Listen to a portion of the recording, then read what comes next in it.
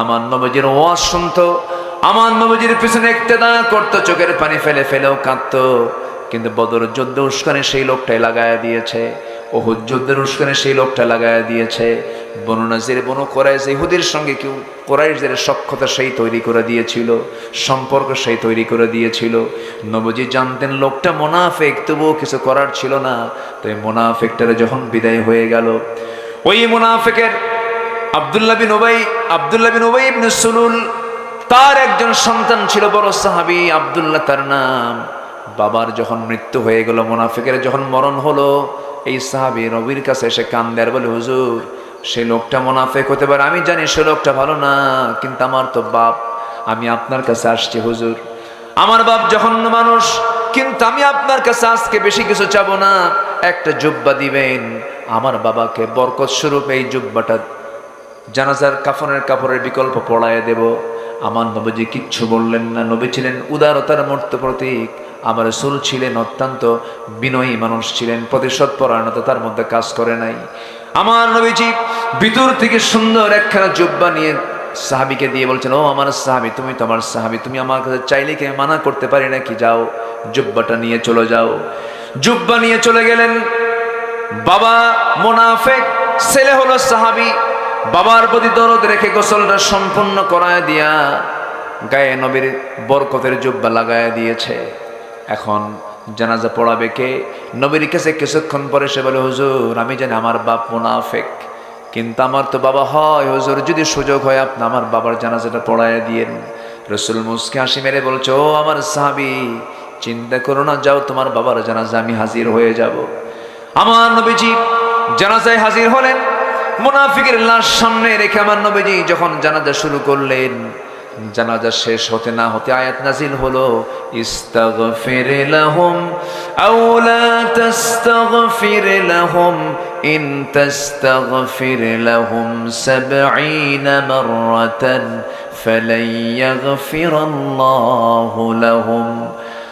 আমার নবীজি জানাজা শেষ করার সঙ্গে সঙ্গে আয়াত যখন তিনি পেয়ে গেলেন, আপনি ক্ষমা চান আর না চান, ওই মুনাফিকের জন্য আপনি যদি ৭০ বার দোয়া করেন, সেই দোয়া আপনি নবী হওয়ার পরও সেই দোয়া কবুল করা হবে না, কারণ সে কি? আজ তো সে কি বলেন? তাহলে মুনাফিকের জন্য কোনো নবীও দোয়া করলে যদি কবুল না হয়, আমার আপনার দোয়া কবুল হবে মনে হয়? কবুল হবে না। মুনাফিকদের সঙ্গে কোনো সম্পর্ক রাখা যেতে পারে? আজ থেকে সম্পর্ক রাখা যেতে পারে না। আমার বন্ধুগণ, আমার ভাইরা, সেই জন্য মুনাফিকি এই চরিত্রগুলো নিজের জীবনে নিয়ে আসা যাবে না। একজন সাহাবী বলছেন, ইয়া রাসূলুল্লাহ, আমাকে অল্প কিছু আমল শিখায় দেন, আমি জান্নাত পেতে চাই। রাসূল বললেন, বেশি কিছু লাগবে না, তুমি 3টা কাজ করবা, জান্নাত পেয়ে যাবে, নাজাত পেয়ে যাবে। মান নাজাহ ইয়া রাসূলুল্লাহ? আমসিক আলাইকা লিসানাক ওয়ালিয়াসআকা বাইতাক ওয়াবিকি আলা খাতিআতিক। নিজের জিহ্বাকে কন্ট্রোল করো, জিহ্বা দিয়ে বাজে কথা বলো না, বাজে খাবার খেও না, বাজে জিনিস ড্রিঙ্কস করো না। নাম্বার 2 হলো বাড়িতে সময় দাও, বাড়িকে বড় করে নাও, পরিবারকে সময় দাও। অবিকি আলা খাতিআতিক, পাপের জন্য চোখের পানি ফেলে ফেলে কান্দো। কার কাছে? আসতে বলুন না, কার কাছে? পাপের কথা পৃথিবীর কাউকে না বলা যায়, কাউকে না বলাই ভালো। পৃথিবীর কাউকে না বলে সমস্ত পাপের কথা মনে করে আমরা মাফ চাইবো কার কাছে? যে পাপী আবার পাপ যে বলে বেড়ায় সে হলো বেহায়া। সে কি বলেন? বেহায়া। এটা একটা বড় অপরাধ। যদি কোনো পাপ কাজ হয়ে যায়, কাউকে না বলে সোজা আল্লাহকে বলবো, আল্লাহ পানিশমেন্ট তো তুমিই দিবা, তোমার কাছে আমার বোঝা শোনা হবে। আল্লাহ গো, তওবা করলাম, জীবনে অকর্ম আর করবো না। যদি কোনো বান্দার তওবা যদি ইখলাসের সাথে হয়, মুখলিসিন লাহুদ্দিন, ইখলাসের সাথে যদি হয়ে যায়, আল্লাহর কসম করে বলি, ওই বান্দার তওবা আল্লাহ রাব্বুল আলামিন কবুল করে নেন। জোরে বলি সুবহানাল্লাহ। বিসমিল্লাহির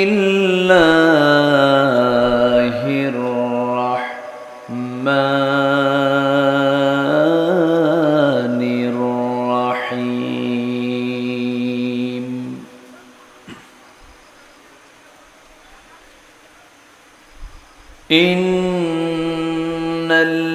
ইন্নাল্লাযীনা ইয়াকতুমুনা মা আনজালনা মিনাল বায়িনাতি والهدى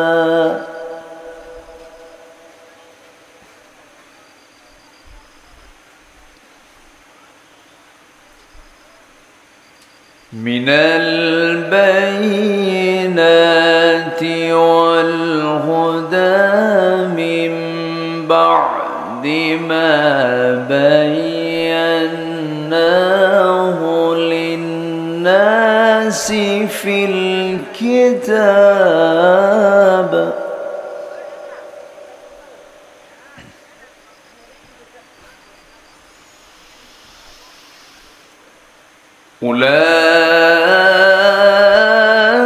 أولئك يلعنهم الله ويلعنهم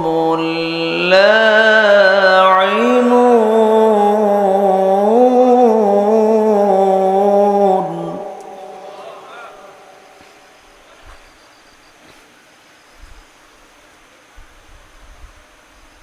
إلا الذين تابوا وأصلحوا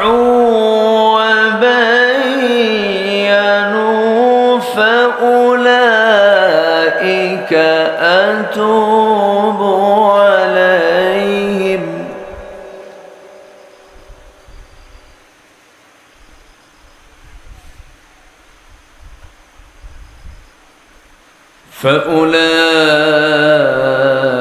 فأولئك أتوب عليهم وأنا التواب الرحيم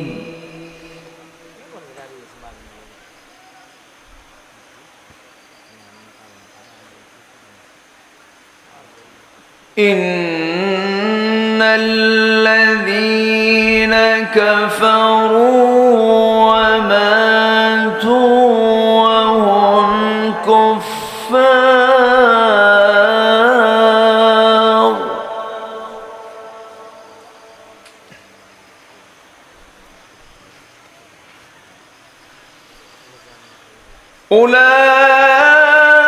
أولئك عليهم لعنة الله والملائكة والناس أجمعين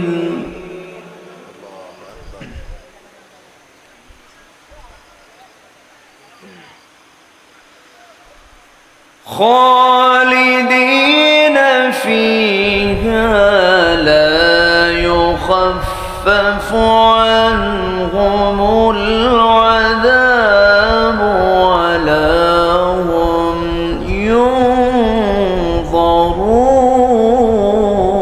ينظرون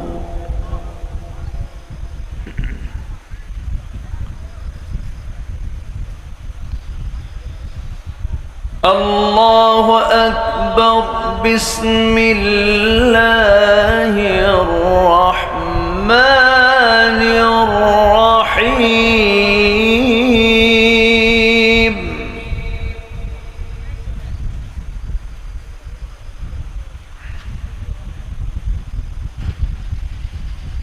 إن الله وملائكته يصلون على النبي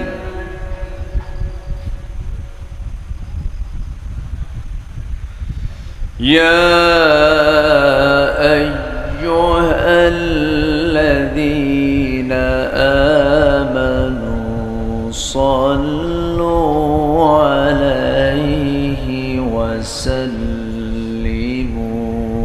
تسليما اللهم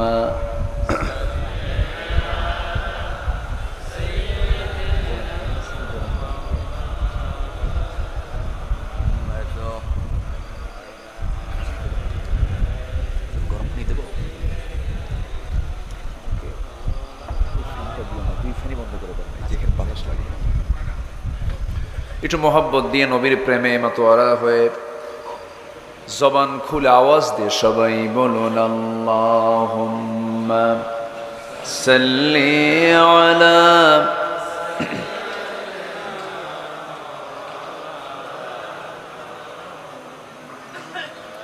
ওয়া আলা আলি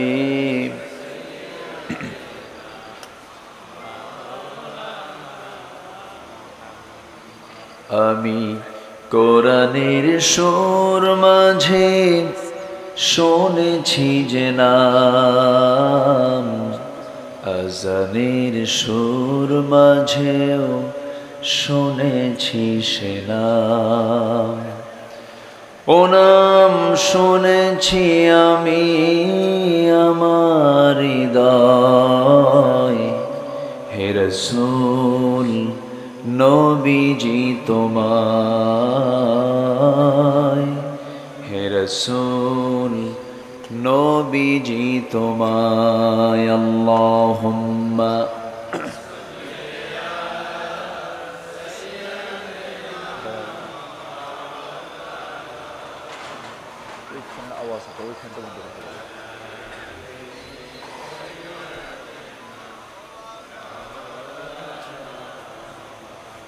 সবাই বলুন বালাগাল উলা বিকামালিহি কাশাফাত তুজা বিজামালিহি হাসনাত জামিউ খিসালিহি।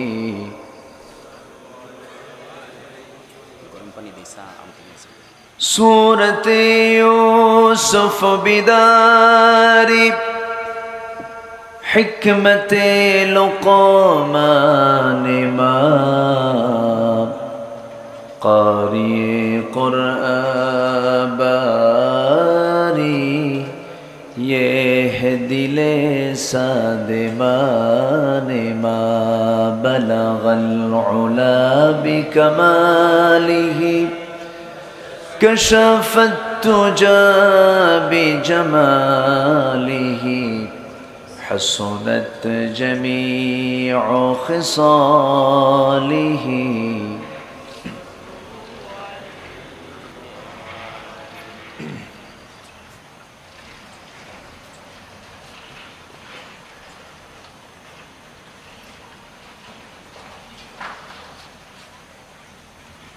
ঢাকা অঞ্চলের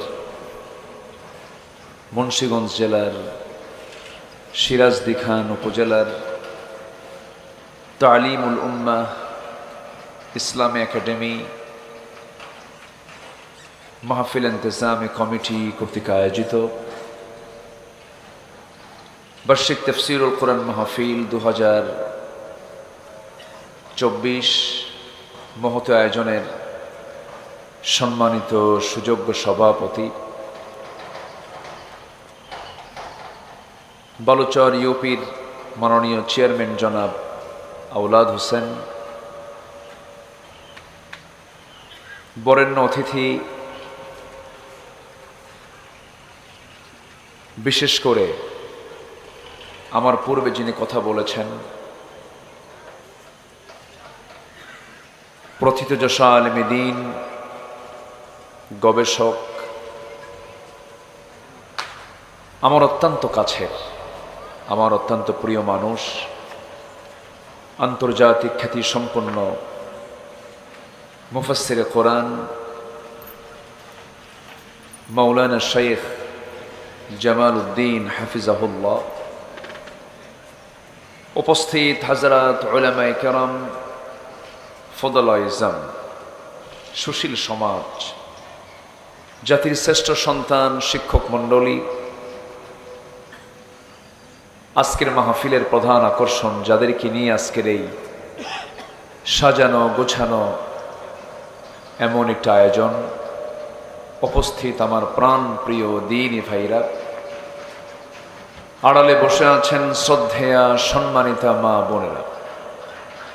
আলোচনার প্রথমেই আনুষ্ঠানিকতার মধ্য দিয়ে আমার পক্ষ থেকে আবারও দিল খোলা সালাম, আসসালামু আলাইকুম ওয়া রাহমাতুল্লাহি ওয়া বারাকাতুহু। সবাই কেমন আছেন? আলহামদুলিল্লাহ। আমাকেও প্রশ্ন করে ফেলেছেন। আল্লাহ তাআলা আমাকে আপনার মতোই আপনার কাতারেই রেখেছেন। বলছি আলহামদুলিল্লাহ। মহান রব্বুল আলামিনের অশেষ শুকর যে মহান আল্লাহ সুবহানাহু ওয়া তাআলা আমাকে আপনাকে এমন সুন্দর সময়ে, সুন্দর আয়োজনে, বরকতময় রহমতময় মুহূর্তে এমন একটি জান্নাতি পরিবেশে যে মনিব আমাকে আপনাকে আসার বসার তৌফিক দিলেন, সেই মহান জাল্লা শানুহুর দরবারে আমরা সবাই লাখ কোটি সাজুদ শুকর আদায় করি। মুহাব্বাতান জোড়ালো কণ্ঠে বলে উঠছি আলহামদুলিল্লাহ। আবারও বলছি আলহামদুলিল্লাহ। চিৎকার মেরে বলছি আল্লাহুম্মা ইন্নী আসআলুকা আল হুদা ওয়াত তুকা ওয়াল আফাফা ওয়াল গিনা। সবাই বলি আল্লাহুম্মা আইন্নি আলা যিকরিকা ওয়া শুকরিকা ওয়া হুসনি ইবাদাতিকা। আমরা আল্লাহ তাআলার শুকর আদায় করে নিলাম। কি যায় এগুলো? ও আচ্ছা, মানে আমার আওয়াজের চাইতে মনে হচ্ছে যেন ট্রাকের আওয়াজটাই বেশি। খুব বিব্রত মনে হচ্ছে। এরকম কি চলতি থাকবে নাকি? থেমে যাবে না? আচ্ছা, সম্মানিত হাজিরিন, আমার আগে যিনি কথা বলেছেন তার আলোচনার পরে আমাদের এলাকায় একটা কথা আছে, মিষ্টির পরে নাকি দই আর মুখে লাগে না। অনেক সুন্দর চমকপ্রদ তিনি কথা বলেছেন। তিনি আলোচনা, সুন্দর আলোচনা তিনি করে থাকেন। আমি ওনার আলোচনার একজন ফলোয়ার। আমি শুনি, তথ্য নির্ভর, আদিল্লা নির্ভর, হৃদয়গ্রাহী এবং অত্যন্ত প্রাঞ্জল ভাষায়, মিষ্ট ভাষায় তার কথাগুলো সহজেই মানুষের হৃদয়ে গেঁথে যায়। আল্লাহ, তুমি আমার প্রিয় ভাই জামাল উদ্দিন ভাইয়ের জেহেন এবং জবানকে তুমি আল্লাহ দ্বীনের জন্য কবুল করে নাও। জোরে বলি আল্লাহুম্মা আমিন। সম্মানিত হাজিরিন, আমি আলোচনার সূচনায় আনুষ্ঠানিকতার মধ্য দিয়ে আমার অভ্যাস অনুযায়ী শুরুতেই তেলাওয়াত দিয়ে শুরু করেছি। তেলাওয়াতকৃত আয়াতটি হলো সূরাতুল বাকারা থেকে শুরু করেছি। মাঝামাঝি 159, 60, 61 এবং 62 এই কয়েকটা আয়াতে কারীম আমি তেলাওয়াত করেছি। আয়াতগুলোকে সামনে রেখে আমি কিছু কথা বলতে চাচ্ছি। ওমা তাওফীকি ইল্লা বিল্লাহ আলাইহি তাওয়াক্কালতু ওয়া ইলাইহি উনীব। সেই মহান রবের প্রতি পূর্ণ ভরসা রেখে আসুন আমরা মূল আলোচনার দিকে চলে যাই। সম্মানিত হাজিরিন, এখানে আমরা যতজন ভাই বসে আছি, এক একজন যদি আমরা নিজেই বড় দায়িত্বশীল মনে করি, এক একজন যদি আমরা মনে করি আমি একজন একাই বাংলাদেশ, একটা বিপ্লব ঘটানো সম্ভব। আলহামদুলিল্লাহ। মাহফিলের সংখ্যা কোনো বিষয় নয়, জনসংখ্যা কোনো বিষয় নয়। তার প্রমাণ হচ্ছেন সাইয়্যিদিনা নূহ আলাইহিস সালাতু ওয়াস সালাম।